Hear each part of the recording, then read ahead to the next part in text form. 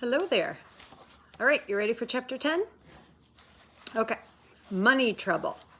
Boys and girls, how many swans do you know that have money trouble? Never thought of it that way, did you? Lewis was the best liked young male swan on Upper Red Rock Lake. He was also the best equipped. He not only had a slate and a chalk pencil around his neck, he had a brass trumpet on a red cord. The young females were beginning to notice him because he looked entirely different from the other cygnets. He stood out in a crowd. None of the others carried anything with them. Lewis was delighted with the new trumpet. All day, the first day he had it, he tried to get it to make a noise. Holding the trumpet was not easy. He tried several different positions, bending his neck and blowing. At first, no sound came out. He blew harder and harder, puffing out his cheeks, getting red in the face. This is going to be tough, he thought. But then he discovered that by holding his tongue in a certain way, he could get the trumpet to emit a small, gasping sound. It wasn't a pretty noise, but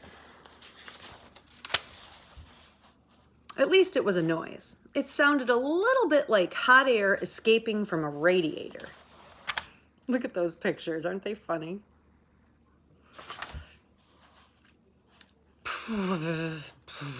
Went the trumpet. Lewis kept at it. Finally, on the second day of trying, he got it to play a note. A clear note. Co, went the trumpet. Lewis's heart skipped a beat when he heard it. A duck swimming by stopped to listen. Co, went the trumpet. It will take time, thought Lewis. I'm not going to become a trumpeter in a day, that's for sure. But Rome wasn't built in a day, and I'm going to learn to blow this horn if it takes me all summer. Lewis had other problems besides learning the trumpet. For one thing, he knew that his trumpet wasn't paid for. It had been stolen. He didn't like that at all. For another thing, Serena, the swan he was in love with, had gone away. She had left the lakes with several other young swans and had flown north to the Snake River. Lewis was afraid he might never see her again. So he found himself with a broken heart, a stolen trumpet, and no one to give him any lessons. Whenever Lewis was in trouble, his thoughts turned to Sam Beaver. Sam had helped him before. Perhaps he could help him again. Besides, springtime was making him restless. He felt an urge to leave the lakes and fly somewhere. So he took off one morning, headed straight for Bar Nothing Ranch in Sweet Grass Country where Sam lived. Flying was not easy as it had once been.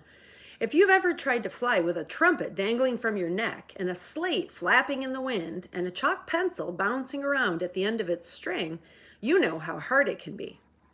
Lewis realized that there were advantages in traveling light and not having too many possessions clinging to you. Nevertheless, he was a strong flyer, and the slate and the chalk pencil and the trumpet were important to him. When he reached the ranch where Sam lived, he circled once, then glided down and walked into the barn. He found Sam grooming the pony. "Well, look who's here," exclaimed Sam. "You look like a traveling salesman with all that stuff around your neck. I'm glad to see you." Lewis propped the slate up against the pony's stall. "I'm in trouble," he wrote. "What's the trouble? What's the matter? And where did you get that trumpet?" "That's the trouble," wrote Lewis. "My father stole it. He gave it to me because I have no voice. The trumpet hasn't been paid for." Sam whistled through his teeth. Then he led the pony into its stall, tied him, came out, and sat down on a bale of hay. For a while, he just stared at the bird. Finally, he said, "You've got a money problem." "But that's not unusual. Almost everybody has a money problem. What you need is a job. Then you can save your earnings. And when you get enough money saved up, your father can pay back the man he stole the trumpet from." "Can you actually play that thing?" Lewis nodded. He raised the trumpet to his beak. "Co," went the trumpet. The pony jumped. Hey, said Sam, that's pretty good. Do you know any other notes? Louis shook his head. I've got an idea, said Sam. I have a job this summer as a junior counselor at a boys' camp in Ontario. That's in Canada, or New France, as we like to call it. I'll bet I can get you a job as camp bugler if you can learn a few more notes. The camp wants somebody that can blow a horn. The idea is you blow a lot of loud, fast notes early in the morning to wake the boys up. It's called reveille. Reverie.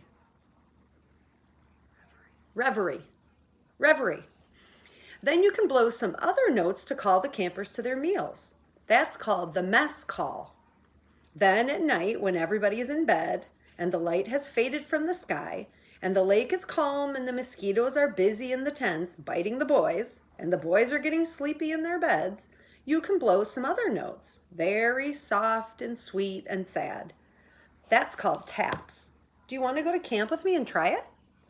I'll try anything, wrote Louis. I am desperate for money.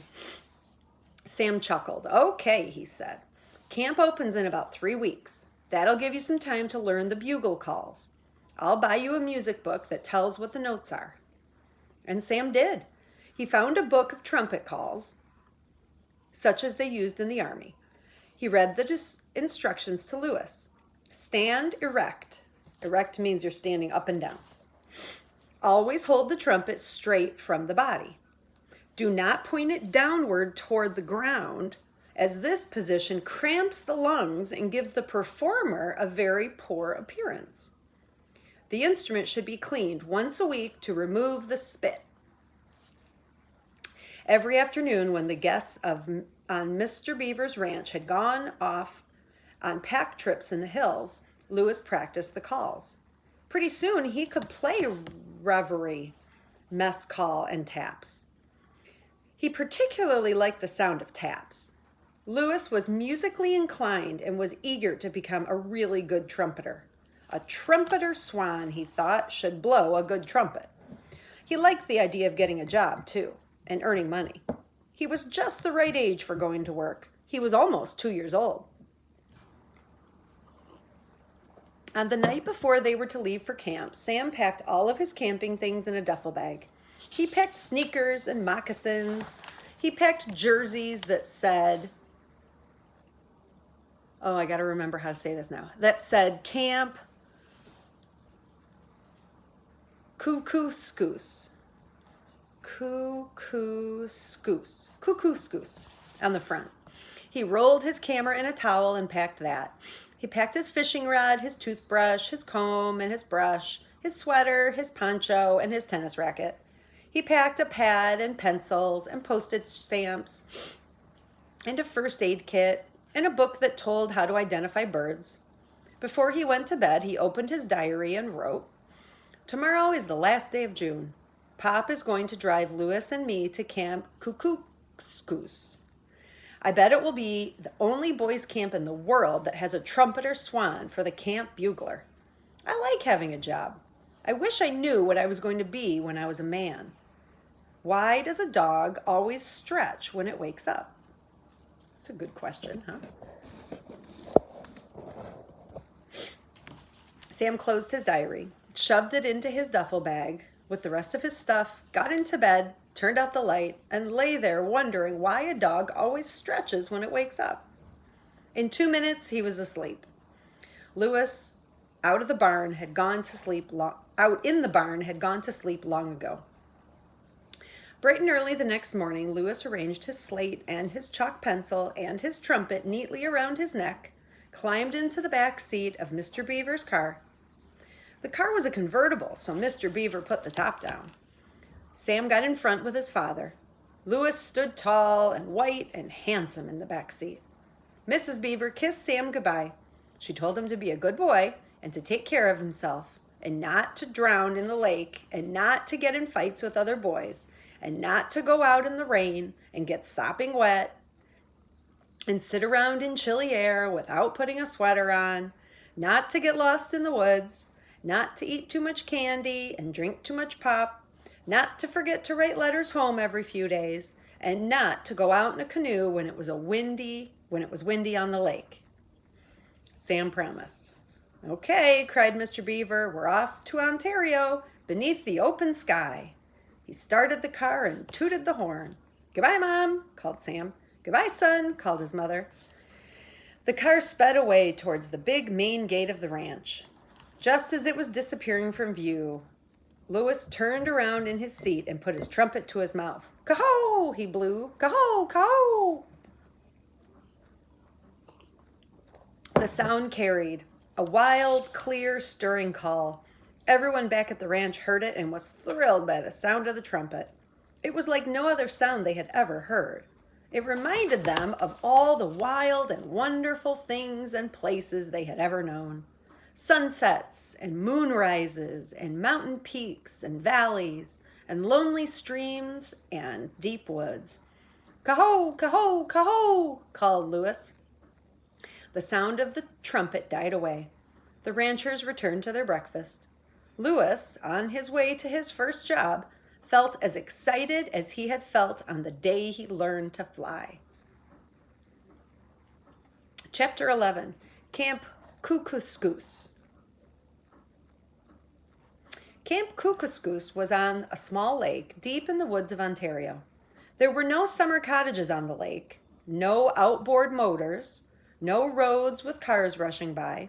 It was a wilderness lake, just right for boys. Mr. Beaver left Sam and Louis at the end of the dirt road. They finished their journey to camp by canoe. That's pretty neat, huh? Sam sat in the stern and paddled. Louis stood on the bow and looked straight ahead. The camp consisted of a big log cabin where everybody ate, 7 tents where the boys and the counselors slept, a dock out front, and a privy out back. The woods closed in all around, but there was a bare spot that had been made into a tennis court, and there were plenty of canoes in which to take trips to other lakes. There were about 40 boys.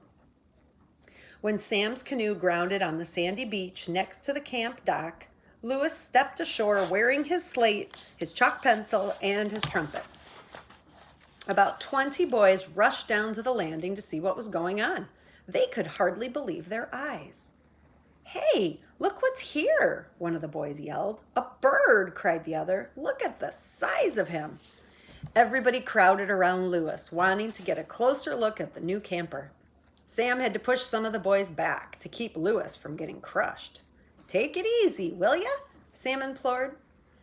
That evening after supper, the director of the camp, Mr. Brickle, built a big campfire in front of the main lodge. The boys gathered around. They sang songs and toasted marshmallows and swatted mosquitoes. Sometimes you couldn't understand the words of the song because the boys sang with marshmallows in their mouths. Louis did not join the group. He stood by himself at a little distance. After a while, Mr. Brickle rose to his feet and addressed the boys and the counselors. I call your attention, he said, to a new camper in our midst, Louis the Swan. He is a trumpeter swan, a rare bird. We're lucky to have him. I have employed him at the same salary I pay my junior counselors, $100 for the season. He is gentle and has a speech defect. He came here from Montana with Sam Beaver. Louis is a musician. Like most musicians, he is in need of money. He will wake you at daybreak with his trumpet. He will call you to meals. And at night, when you are dropping off to sleep, he will play taps, and that will bring the day to a close. I caution you to treat him as an equal and to treat him with respect. He packs a terrific wallop with one of those wings. I now introduce, for your listening pleasure, Louis the Swan. Take a bow, Louis. Louis was embarrassed, but he came forward and bowed. Then he raised his trumpet to his mouth and blew a long co. When he finished, from the opposite shore of the lake, there came the echo. Co. The boys clapped. Louis bowed again. Sam Beaver, sitting with the others, his mouth full of marshmallows, was delighted that his plan had succeeded. At the end of the summer, Louis would have $100. A boy named Applegate Skinner stood up. "Mr. Brickle," he said, "what about me? I don't care for birds. I've never liked birds." "Okay, Applegate," said Mr. Brickle, "you don't have to like birds.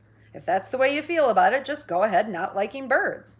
Everybody is entitled to his likes and dislikes and to his prejudices. Come to think of it, I don't care for pistachio ice cream. I don't know why I don't like it, but I don't. Do not forget, however, that Louis is one of your counselors. Whether you like him or not, he must be treated with respect." One of the new boys, who had never been to camp before, stood up. "Mr. Brickle," he asked, he said, "why is this camp called Camp Kookooskoos? What does Kookooskoos mean?" "It's an Indian name for the great horned owl," replied Mr. Brickle. The new boy thought about this for a moment. "Then why didn't you just call it Camp Great Horned Owl instead of Camp Kookooskoos? Kookooskoos." "Because," replied Mr. Brickle, "a boy's camp should have a peculiar name. Otherwise, it doesn't sound interesting. Kookooskoos is a terrific name. It is a long word, but it only has 3 letters in it. It has 2 S's, 3 K's, and 6 O's. You don't find many names as kooky as that. The queerer the name, the better the camp. Anyway, welcome to Camp Kookooskoos. It rhymes with moose, and that's another good thing about it. And now it's time for everybody to go to bed. You may take a swim before breakfast tomorrow, and you don't need to wear your swim trunks. Just jump out of bed when you hear the trumpet of the Swan, strip off your pajamas, run to the dock and dive in. I'll be there ahead of you to do my celebrated backflip from the diving tower. It freshens me up for a hard day ahead. Good night, Louis. Good night, Sam. Good night, Applegate. Good night, all." The light was fading. The boys straggled off to their tents in the darkness. The senior counselors sat together on the porch and smoked one last pipe. Sam crawled under his blankets in tent 3. Louis walked to a high, flat rock on the shore and stood there waiting. When the lights were out, he faced the camp. He raised his horn to his mouth and blew taps. Day is done, gone the sun, from the lake, from the hills, from the sky. All is well, safely rest, God is nigh. The last note seemed to linger on the still waters of the lake. From their beds, the boys heard the beautiful sound.